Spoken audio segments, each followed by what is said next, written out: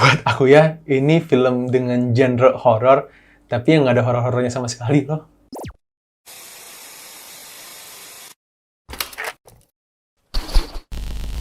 Hai and welcome to The Flick, bareng gua, Rabi Tejo, dan di belakang kamera ada Hani. di program Movie Talk. Movie Talk adalah sebuah program di mana gua dan Hani akan membahas satu film yang sudah kita tonton pastinya.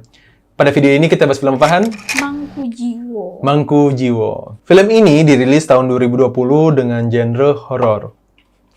Sutradara film ini yaitu Azhar Kinoy Lubis. Film-film beliau itu rata-rata horor Han ya, seperti yang baru keluar yaitu Diambang Kematian, Spirit Doll yang main bareng Anya, Pulang, Ikut Aku ke Neraka, dan Kafir. Film-film yang aku tahu Han ya.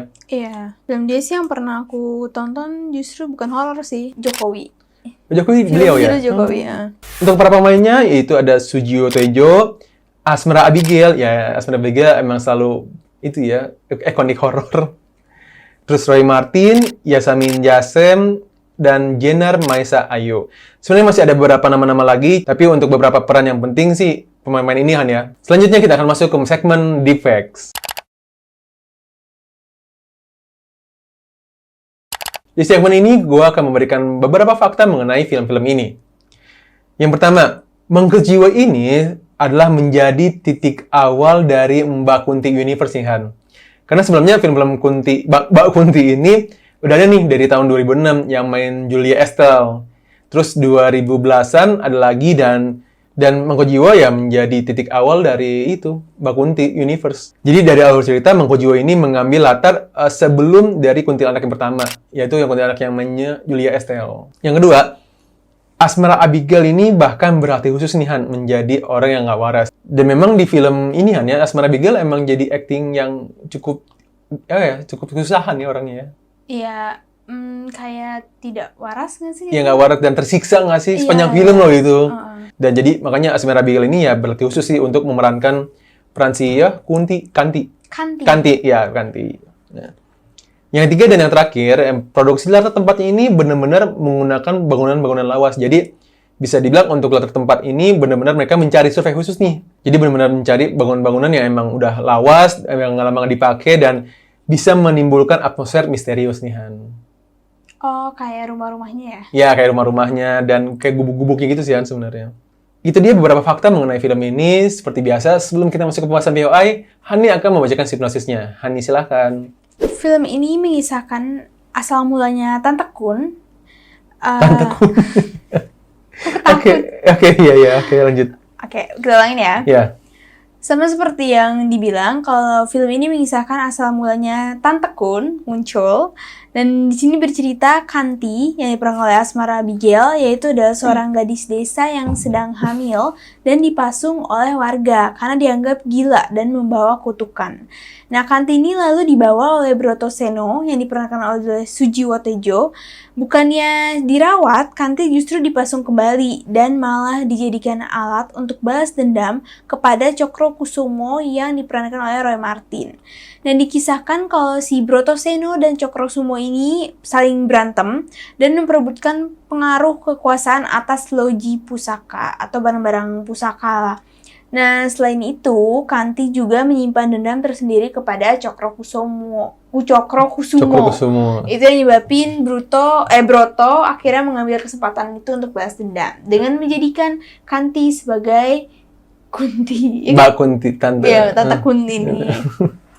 Oke, jadi inti dari sinopsis film ini yaitu mengenai awal mula terciptanya Mbak Kunti Universe lah yang tadi sudah kita bahasan ya.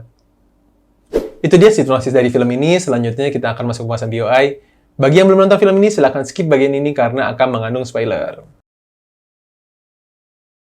Mungkin kita harus disclaimer dulu nih Han, kalau POI ini benar-benar dari film ini aja. Kan udah ada nih Mangku Jiwo 2 dan mungkin akan kita bahas beberapa hari ke depan. Tapi untuk POI kali ini hanya sebatas Mangku Jiwo aja nih. Yang pertama nih Han, buat aku ya, ini film dengan genre horor, tapi yang nggak ada horor-horornya sama sekali loh. Ya nggak sih? Mohon maaf banget, tapi emang aku lihat kan di IMDb kalau ini filmnya genrenya horor, tapi sepanjang film aku tidak merasa takut dan tidak merasa horornya loh. Ya nggak, Sen? Iya, ini kayak para betina pengikut iblis sih, lebih thrillernya tuh lebih bikin, Ya, lebih ke thriller, bukan ke genre horor gitu kan. Daripada horornya. Dan bahkan di film ini, sepanjang film ini hanya nggak tahu ya kalau kamu, tapi aku tidak menemukan momen di mana ada atmosfer horornya. Aku ada sih, pada Pas saat kapan? Tante Kuda muncul. Hmm, Cuman memang di akhir-akhir itu kan? iya, Heeh. sebenarnya ekspektasi aku akan lebih serem dari ini karena ngebahas Tante Kun ya, Hmm. gitu. Terus tapi ya sih di sini nggak berasa horornya ya. Iya, sekali tidak ada Iya. suasana horornya, tidak ada suasana atmosfer horornya, dan bisa dibilang jump scare-nya pun sangat sedikit kan. Iya. Nih, aku paham ini adalah awal mula terciptanya Bakunti gitu, tapi kalau misalkan emang mau menceritakan awal mulanya, kenapa tidak dibumbu-bumbui dengan sedikit jump scare gitu, Iya, atau dengan benar, bumbu-bumbu benar. dengan suasana yang mencekam gitu. Ini sama sekali plain sih buat aku. Malah thrillernya sih yang Ya, berasa. malah lebih ke thriller sih. By the way, ini personal opinion ya. Mungkin Iya. mungkin ada juga orang yang ngerasa, oh ini filmnya horor nih. Cuman ya buat kita berdua, ini lebih ke thriller bukan lebih ke horor gitu. Dan emang bisa dibilang ini udah spoiler alert ya. Munculnya Bang Kunti itu cuma di akhir-akhiran ya. Iya. Dan itu pun cuma berapa menit, titik udah gitu. Iya, dan ngelihat si Asmar Abigailnya tuh lebih ke kasihan Iya, jatuhnya. iya. Nah itu sih. Jadi intinya sih buat kita berdua, ini film genre horor yang nggak ada horor-horornya sih. Bahkan sangat-sangat sedikit gitu. Dan film ini tidak disarankan ditonton saat kita lagi makan. Iya. Nah, yang kedua Han, kendati pun emang genrenya yang tidak sesuai dengan kondisi horor, tapi aku suka dengan acting-actingnya sih Han. Actingnya si Sujiwo Tejo buat aku emang yang apa ya, yang emang selalu vibe persona misterius gitu loh Han. Iya, vibe apa ya, kayak maaf banget kayak dukun-dukun Jawa gitu Iya, loh. maaf banget ya, tapi ini emang pas jadi apa ya, sosok-sosok yang misterius, yang Iya. kayak dukun gitu. Terus yang tadi kita udah bahas ya, si Asmar Abigail emang aktingnya kalau meranin horor selalu all out ya. Iya, aku pernah ngomongin ini deh. Iya, Kayaknya bener gimana ya? menurut aku pribadi ya, ini Hmm. personal opinion, kayaknya the next Susana yang tanpa dia harus effort tapi dia udah bisa bikin serem tuh menurut aku Asmar Abigail. Karena tanpa make up pun dia udah serem tau gak sih? iya, tatapannya dia Tatapannya dia udah serem gitu.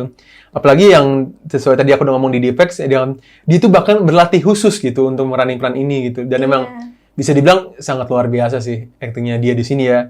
Dari awal film sampai akhir, walaupun emang ketika jadi Kunti ya udah gitu aja gitu kan ya.